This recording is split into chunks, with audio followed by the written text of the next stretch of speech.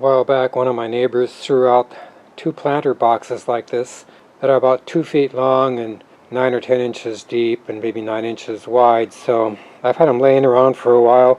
Hadn't decided what to do with them, but lately I decided I wanted to grow some potatoes again, so I'm going to use this box for that purpose. Because this is such a shallow container, I'm only going to put about 2 inches of soil in the bottom. I'm going to use the method where as the plants grow up, you add more soil and bury the stem.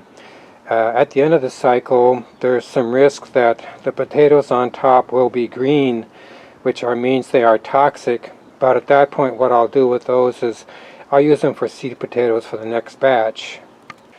So for seed potatoes, I have these russet potatoes from Whole Foods. They're organic, and what you can see is that these were in the cupboard starting to sprout, which makes them good candidates. But I am not going to do what some people do, which is to cut them into pieces. This does expose the inner flesh to fungus. I am just going to throw them in the bottom of the container and let them grow. And here you have those seed potatoes in the actual tray, waiting to be covered. These are the potatoes that were planted on the 4th of May, which was a couple of days before the full moon on the 7th of May. But these are coming up, so this has been 16 days total. These are the daikon radishes that were planted on the 10th of May. This is now the 20th. These are the ones that were started in 2-inch cups and then transplanted into these pots. I think that this is not something I will do again, but these seem to be okay.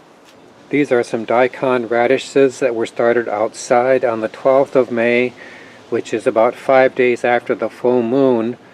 And it seemed to me that the cool weather we had made them somewhat slow to come out of the ground.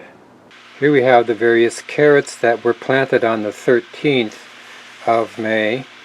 And these are starting to emerge nicely. We'll see how transplanting them works out. And here's a whole bunch of daikon radishes that were started on the 16th of May. These were started indoors, and this pot was set on a heated tray. So I think all that contributed to the very rapid emergence in just 4 days.